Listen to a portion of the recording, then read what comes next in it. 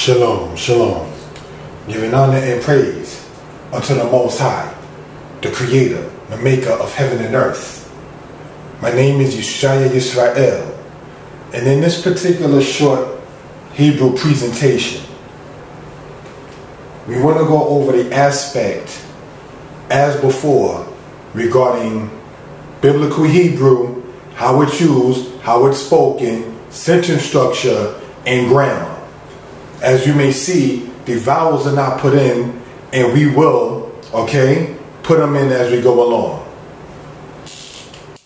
Now, what this word right here is ele.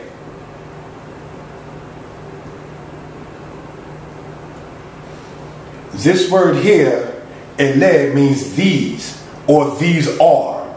We want to point out that in English, A, R, is are words that are understood in Hebrew. There's no really set words for A, R, and is, and also by default, and, A-N. Okay, so that's what we want to point out in that particular regard. So this word here, ele, means these are. Alright? Now, looking at this word here, you put the cholam there. This word here spells the word toldot. So let's look at that carefully, brothers and sisters. You have the tau with the cholam joined together with that's tol. Okay? Toldot. So both of those making, brothers and sisters, the particular O sound in that particular case. The meaning of this word is generations. Now, this ot right here is the feminine plural. We want to point out. Now, the word yalad, alright, we're going to use the bottom as like notes, if we will, okay? Yalad means to beget. Alright? Just want to point that out in that particular case. Okay? Alright, good. Board standing. Here we go.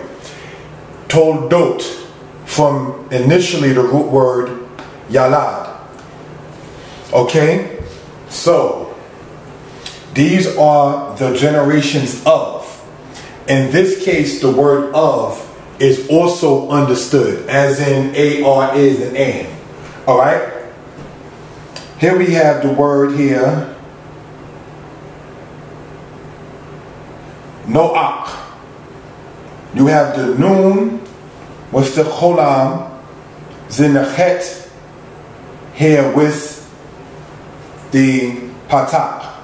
Now, anytime, as pointed out in the past, when the last letter is a ket and it has the a sound with it, you pronounce the a sound first before the ket. So it's not in this case no ha, it is no ak. You will see that in the words such as ruach. You understand? Just want to point that out in that particular case. Alright? Now, same word here. Noach. Now, the word noach is transliterated as the word Noah. But it comes from the root word naha, also the root word nuk, which means to be comfort or to be at rest. Okay? So we want to point that out for edification purposes. So there is the meaning of the name, and then there is the transliteration of the name.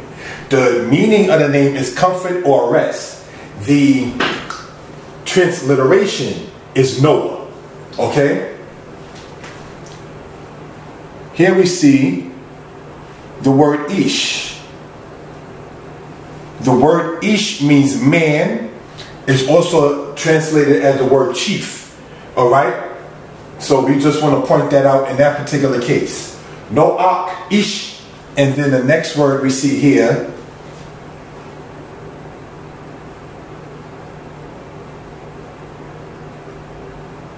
Zadik. The word Zadik, it comes from, losing the notes down here, right? Zadok. The word Zadok, brothers and sisters, means to be right or to be righteous. So this is the verb, Zadok. So you still got the Zadeh, the Dalet, the Dalet. This interjection of the Yod goes in this place, transforming it from a verb to a noun. Pardon me, from a verb to an adjective. So Zadik, brothers and sisters, in this particular case means righteous, but this is describing. So let's understand something about that. Ish means man or chief. Okay, so man, righteous, a righteous man. Noah, a righteous man. In Hebrew, the adjective, as in this case here, follows the noun. The noun in this case is the word ish. Okay, so we just want to point that out for reason and purposes. All right, again, the adjective follows the noun in Hebrew. Here we have Tamim. The word Tamim is another adjective, brothers and sisters, means upright or perfect. Okay? Now I want to emphasize something on this. Tam by itself, using this here as the notes as before, right? Means perfect. Okay? This aspect, Tamim, also means perfect. In Hebrew, you would have it periodically where you would have what they refer to as the kirik, the yod and the mem, making it understood and stated as pluralization. Not all the time such is the case. The reason why we would see Tamim describing this one person and not Tam is because it's emphasizing how this adjective is to be understood. Alright? Perfect. Showing it in a aspect of pluralization, just showing in this particular case the immensity of the uprightness of Noah. Alright, so I want to emphasize that. Tamim, meaning upright. Because of Noah's deeds, it wasn't just Tam, it was Tamim. It was emphasized by that particular aspect in that particular case. You will find sometimes in Hebrew, though this word right here is an adjective, you will find sometimes with verbs when the last letter is doubled to show the immensity of something. We'll go over that as time goes on. Alright? This word here, Hayah, means he was. This is a verb, Hayah. Now, we may understand this to be what?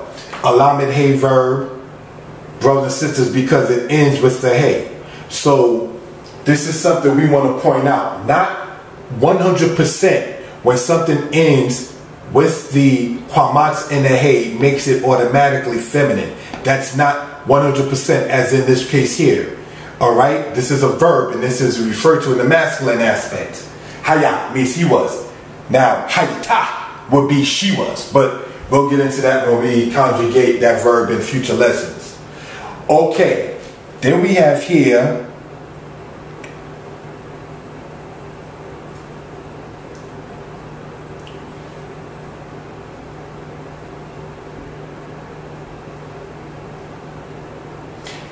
Bedorotaiwa. This bet here serves as a prefix, meaning in or with. Dorotaiwa. Okay, the word dor, dalit, pardon that, dalit resh means generation. Dorot means generations. Dorotaiwa, this quamats with the yod followed by the waw. Aiwa means his whatever. So as being pointed out before, Yad is hand, Yadaiwa is his hands. Dor, generation. Dorot, generations. Dorotaiwa, his generations. So in his generations, Noah, he was upright, righteous man. So these are just things that we want to show. Here we see an adjective, the verb, the noun, and but Dorotai, this bet serving as the prefix, Dorotai, his generations. So this is from the Bible in Genesis chapter 9. Okay, just want to show that for edification purposes. There will be, Creator willing, more lessons on this particular aspect and how it works within Biblical Hebrew. I'm going to put this on 2 different channels, and the information is within the description for contact purposes. Shalom. Most High bless.